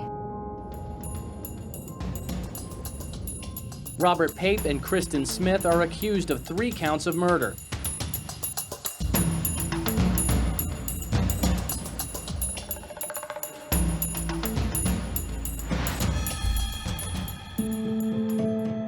And if you just look at all the evidence, it just doesn't fit. It doesn't work. This is not the case that should be brought against these 2 men. There is not a doubt in my mind that they have the right people. I know that they do.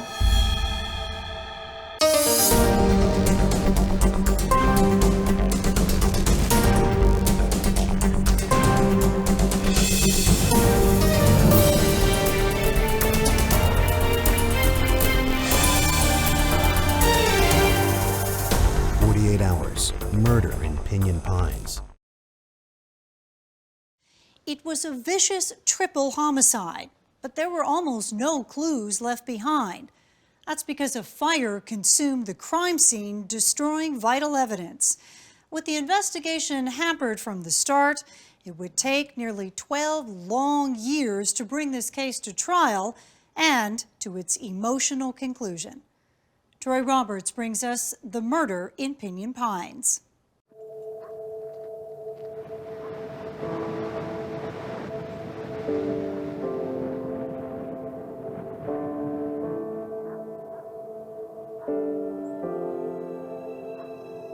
This foundation is all that remains of the Friedley home in Pinyon Pines, California.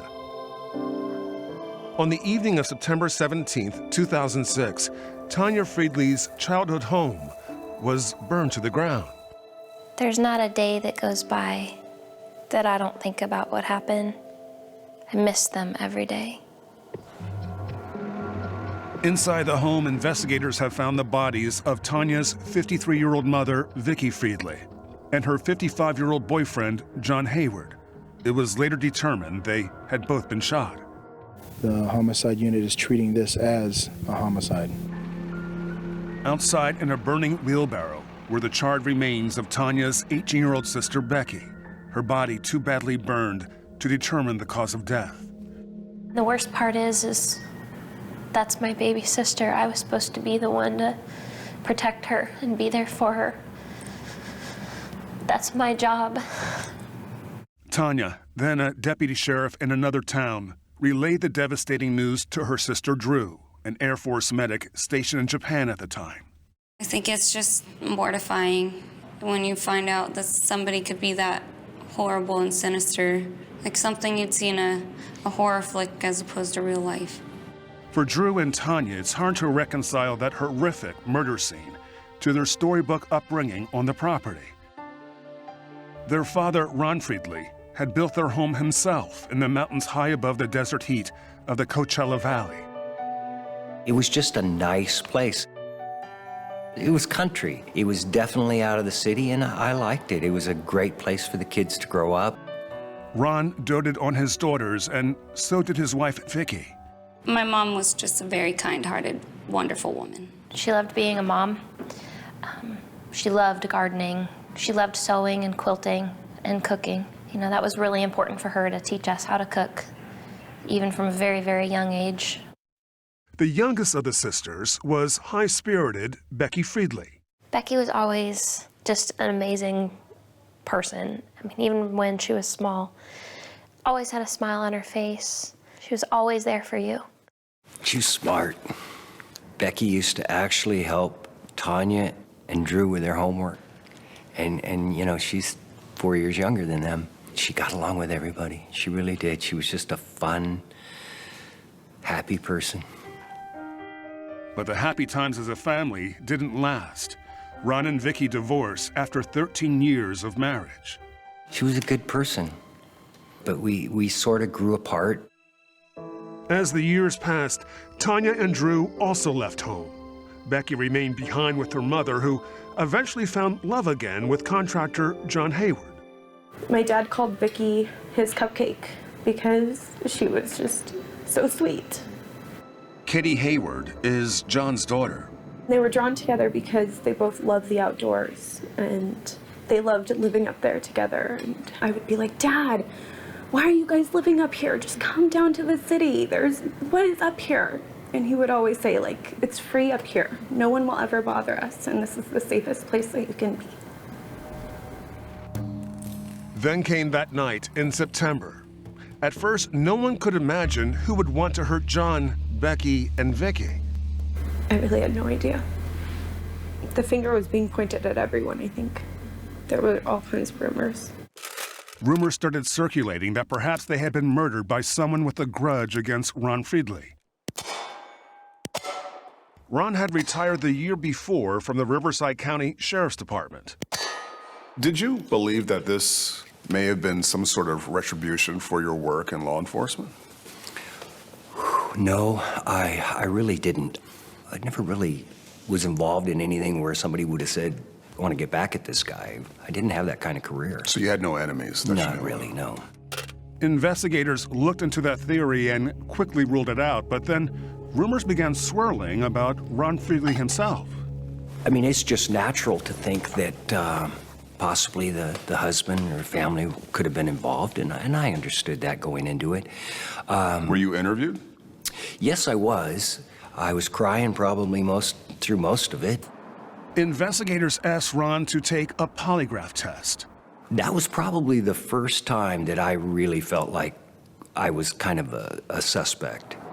So I got up there, I took the polygraph, and the lady came out and she said, this is one of the best tests I've ever given in my career. She says, it was incredible. You did fine.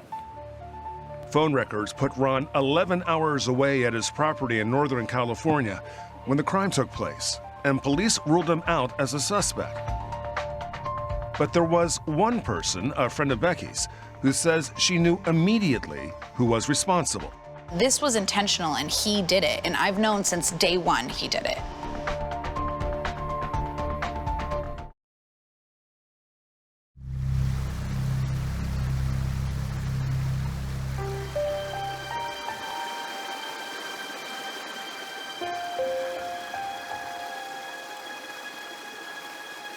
In the first days after the murders, Ron Friedley was besieged with questions. None of us really knew why it occurred or had a reason for it. The last thing I thought was that it was something to do with Becky. But once the initial shock had subsided, Ron began looking at the crime through his investigator's eyes and came to believe that it was Becky who had been targeted. It seemed too personal because of a fear Becky had. She was really, really afraid of fire. When she was younger, her mom was fixing tacos, and she had a pan full of hot grease, and Becky had pulled it down off the stove, and it burned on her chest. She had third-degree burns on her chest. So someone that's with someone intimately would know that she had these scars and was scared of fire. Becky's friend, Jeannie McDaniel, was suspicious about someone right away. So immediately when you heard the murders, your mind went to Robert Pape? Immediately. Nothing else in my mind. There's nobody else that could have done this. Robert Pape was Becky Friedley's ex-boyfriend. Robert got Becky a corsage. The teenagers started dating in high school and were together for over a year. Looks like you guys are getting married. At first, Becky and Robert seemed happy. I think it was her first love. Dun, dun, dun, dun. I just think she was madly in love with him. Aww.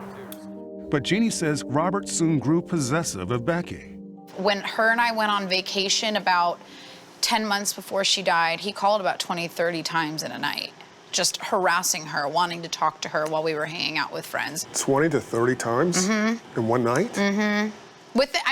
Minutes within each other. In January 2006, Becky and Robert broke up and started seeing other people, but according to Jeannie, Robert's obsessive behavior only grew worse and took an even darker turn shortly before the murders in September.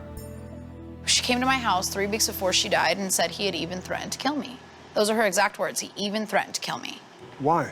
She said because he wasn't taking the breakup well and he wanted her and didn't want anybody else to have her. That's what she said to me. So were you concerned for her? I was, but she gave me the impression that it wasn't a big deal. And so I kind of just took her word for it and let it go.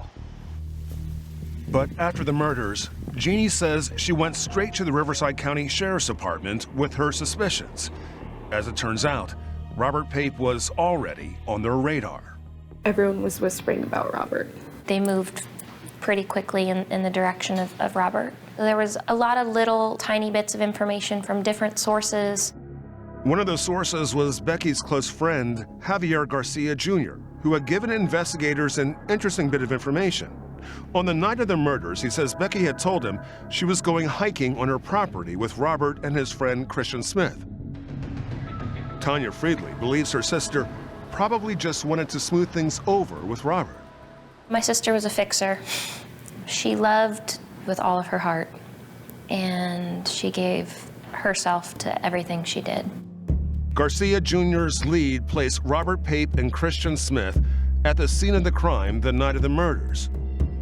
With rumors pointing towards the two men, the Friedleys were sure that the case would soon be solved.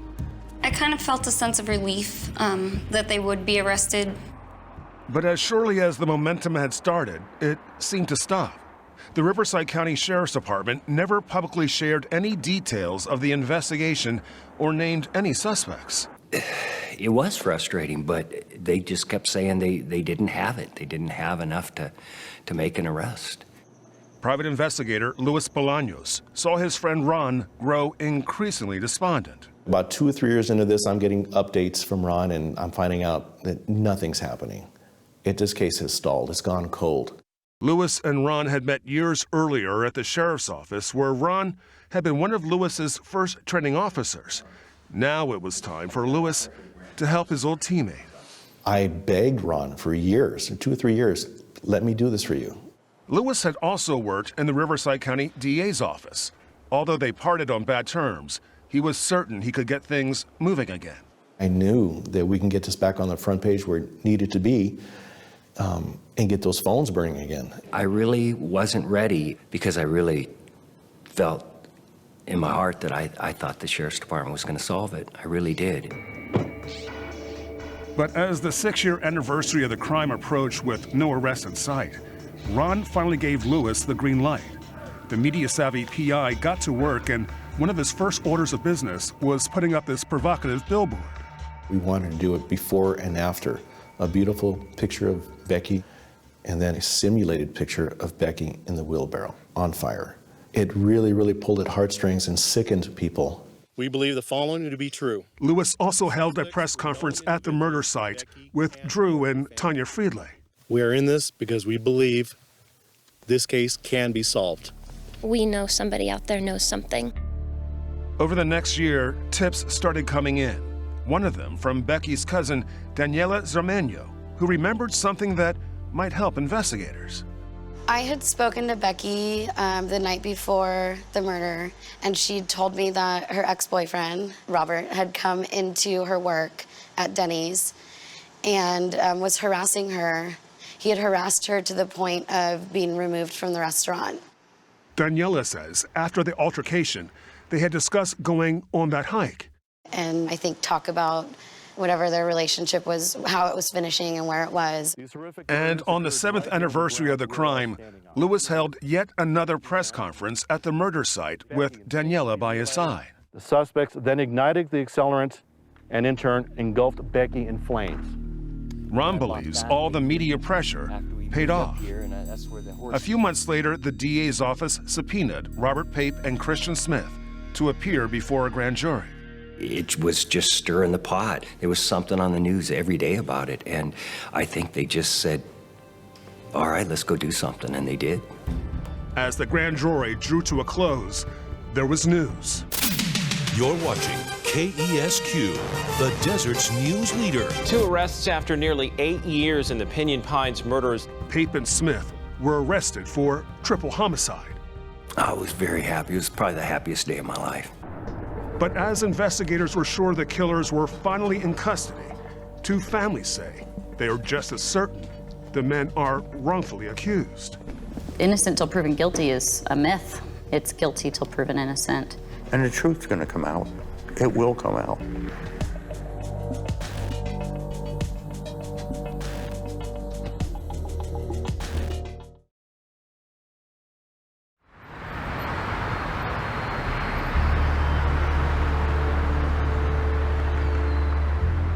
For over 7 years, the families of Becky Friedley, her mother Vicky, and John Hayward have been waiting for this moment. My heart was in my stomach, seeing them in the jumpsuits and seeing them in the flesh and seeing them handcuffed. Robert Pape and Christian Smith, both 25, found themselves in a Riverside County courthouse charged with triple homicide. Both pled not guilty. I think they thought they were going to get away with it. But these 2 men hardly fit the image of typical defendants. Neither have criminal records. Christian Smith is married and a decorated war hero.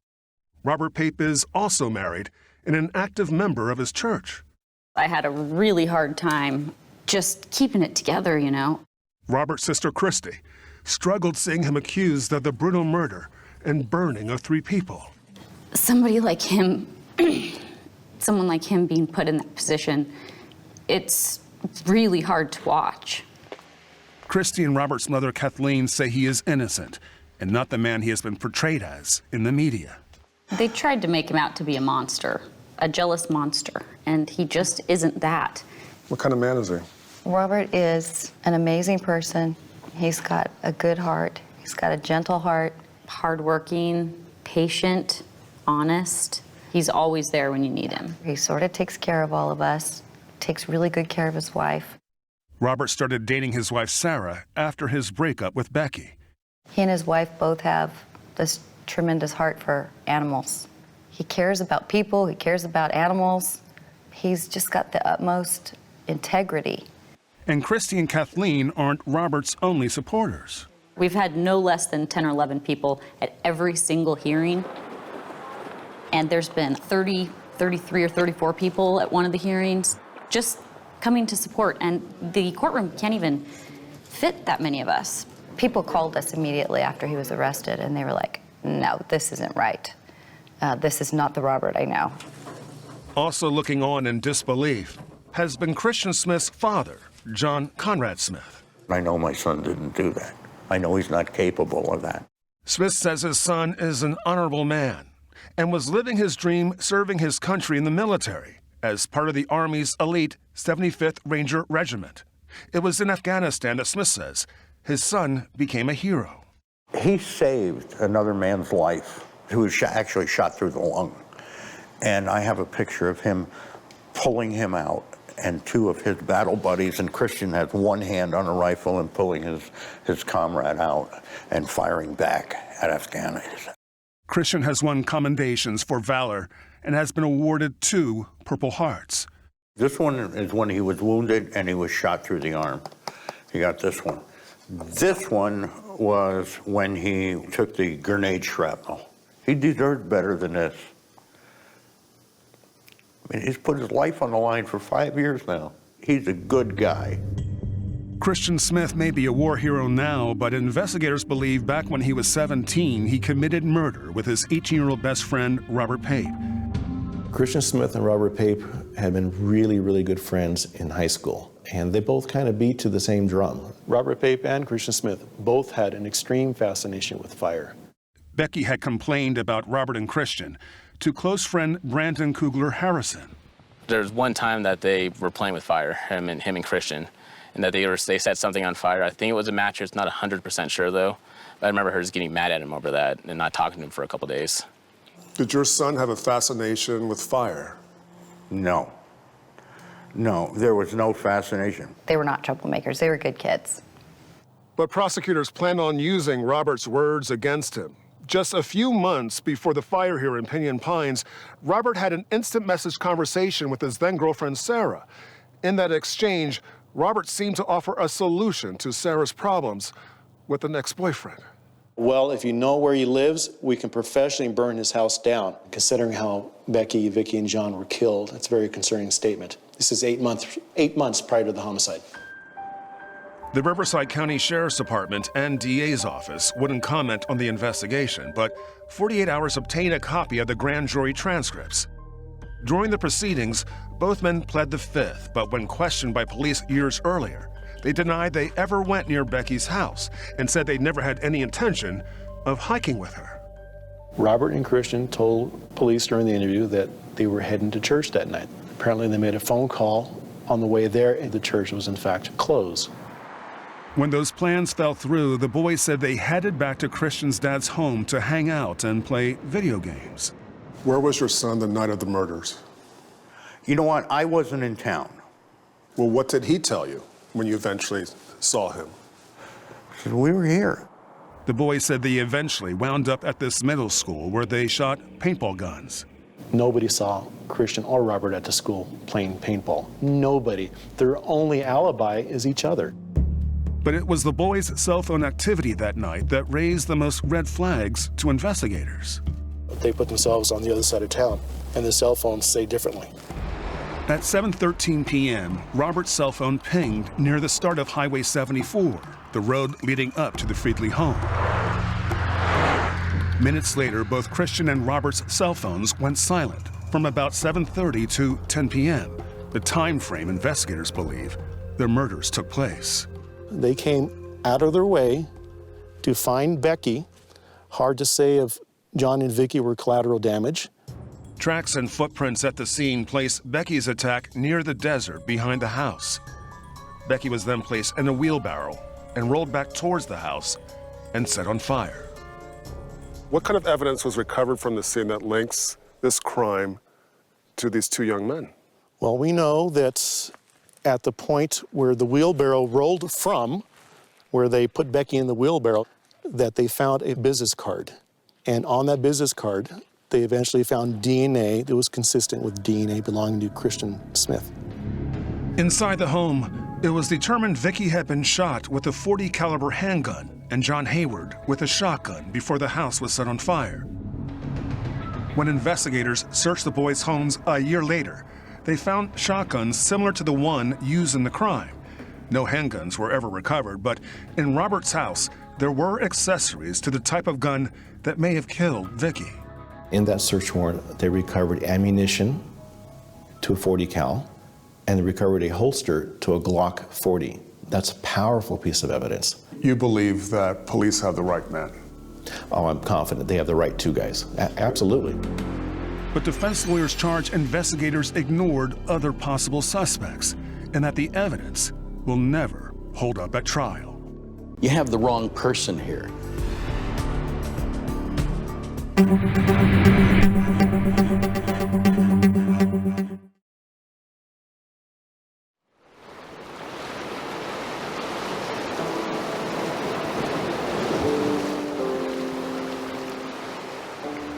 Tanya Friedley, hearing the specific details of the murders has been difficult.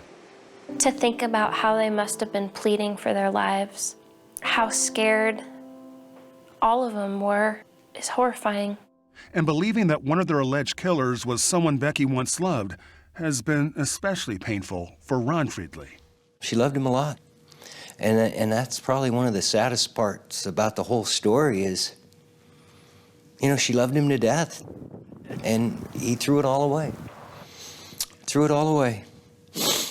For nothing. But nothing is what defense lawyers say the state's case is based on. And I kept looking for the proverbial other shoe.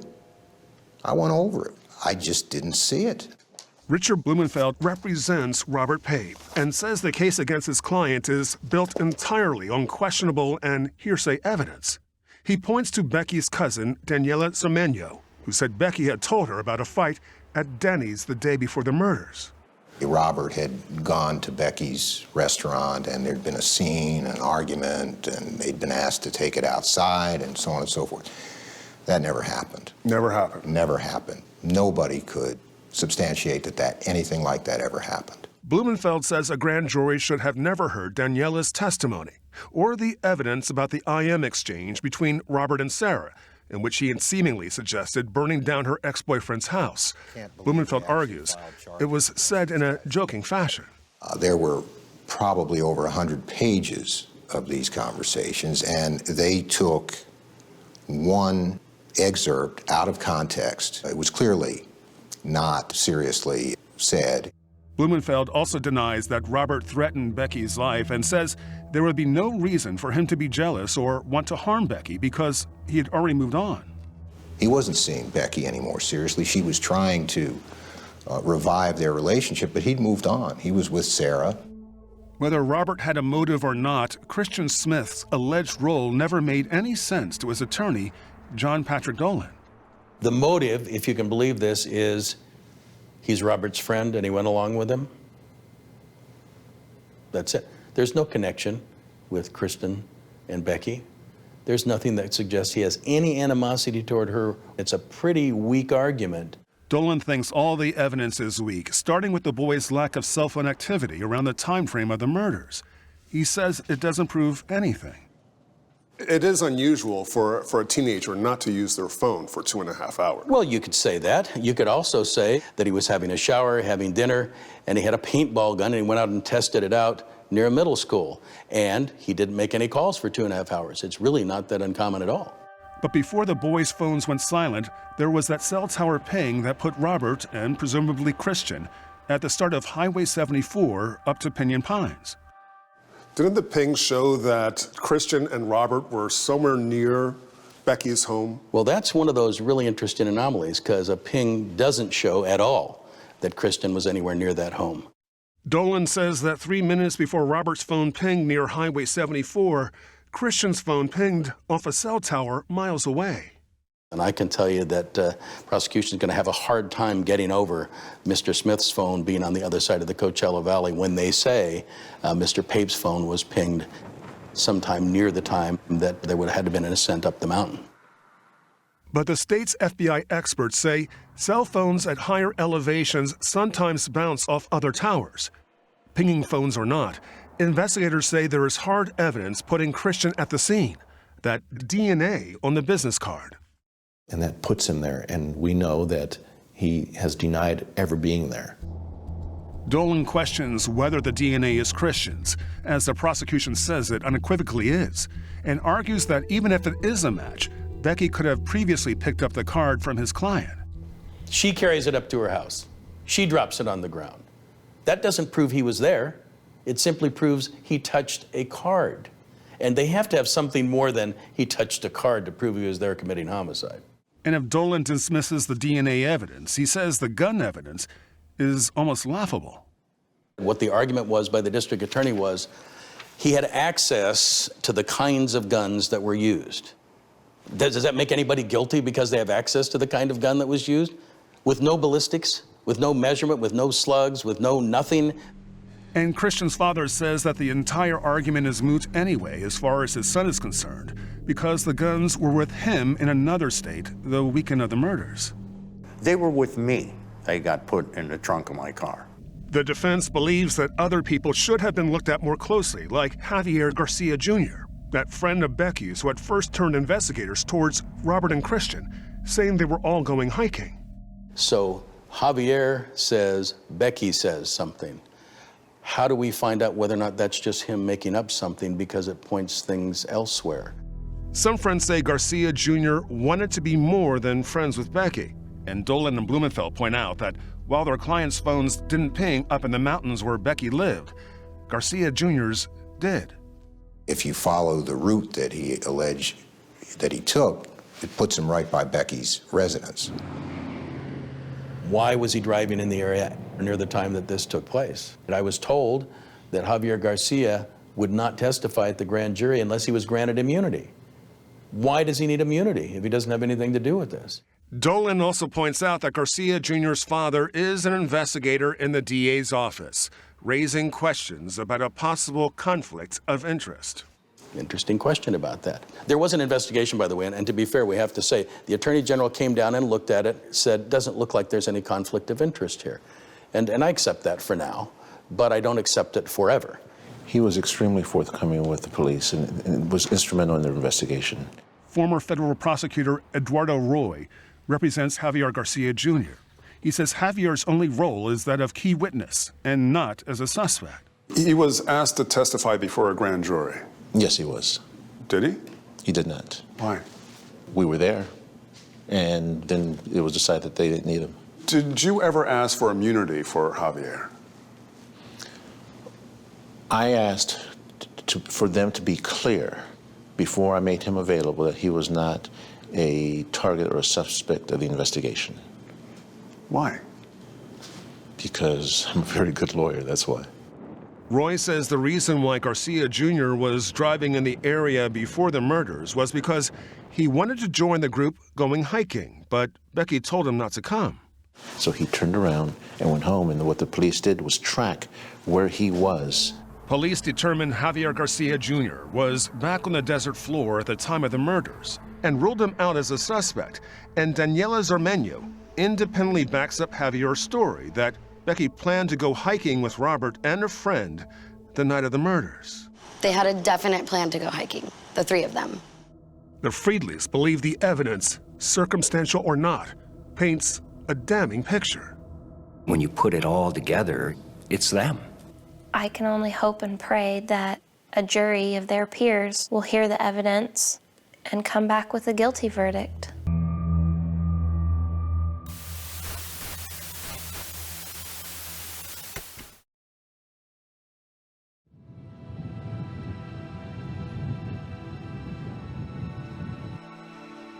I call it the drive of tears. Almost every Saturday for the last 6 months, John Conrad Smith makes the hour-long drive to visit his son at the Riverside County Jail. I just think about Christian, and I cry all the way up and all the way back. Smith says Christian has missed a deployment with his unit and is all but certain to miss out on a huge life event. His wife, Jackie, is about to give birth to their first child. He's not going to be there for that birth. He's not going to be able to see that birth, and it's horrible. I mean, he's taking it hard. And to see him in that orange jumpsuit, it breaks my heart. It breaks his heart. Robert Pape's mother, Kathleen, has also been having a hard time seeing her son behind bars. The thought goes through your head, like, will I ever be able to touch him? But there is another parent out there who wakes up each morning thinking these men are exactly where they belong. One of the first things I do in the morning is I get a cup of coffee and I go outside. I think about Becky and I think about those two boys in jail. After years of waiting, the Friedleys and Haywards feel they are one step closer to justice as they wait for a trial date to be set. It's a nice feeling knowing that they're going to have to answer for what they did. If the jury finds them not guilty, so be it. If they found guilty, then they're going to pay for the crime that they committed. But the case was about to take an unexpected turn. 8 years after the murders, the prosecutor assigned to this case walked inside this courthouse and asked that all charges against Robert Pape and Christian Smith be dropped. A bombshell out of an Indio courtroom today. Charges dropped. Really emotional. Yeah, I mean, I'm just happy. I'm numb. Yeah, I'm happy he's coming home. As a matter of fact, I'm going to go get him right now. The DA's office offered little explanation for their decision. In a prepared statement, they said legal issues had arisen during the grand jury proceedings against Robert Pape, making it appropriate to ultimately dismiss the charges against both men. The system worked. I have faith in my son, and that's all I can tell you. The dismissal was so unexpected that neither man was in the courtroom that day. Christian's dad broke the news to him from outside the jail. You've been released. You've been released, your mom and I and everybody. Everybody's here. The baby's on her way. We're just waiting for you to get the paperwork done and for you to walk out that door. We're all waiting outside for you, son.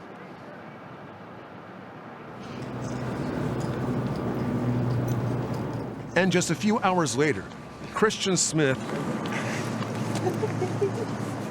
with Robert Pape closely behind, walked out together. Christian held his 2-week-old daughter, Zoe, for the first time.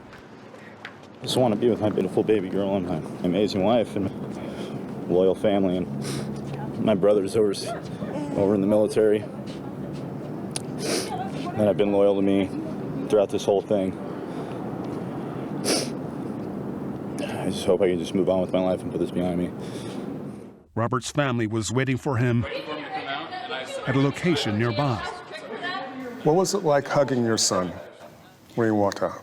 Oh my gosh, that first time holding him, you know, I didn't want to let him go, but I had to scoot over and let her hug him, let his wife hug him. But it may not be completely over for Pape and Smith. The DA can technically refile charges against the men if new evidence emerges. Tanya Friedley has always been convinced that they had the right men. And I have thought about if they get away with murder, to know in my heart that Christian and Robert took my family from me and could get away with it. I hope that they have to think about this every day for the rest of their life.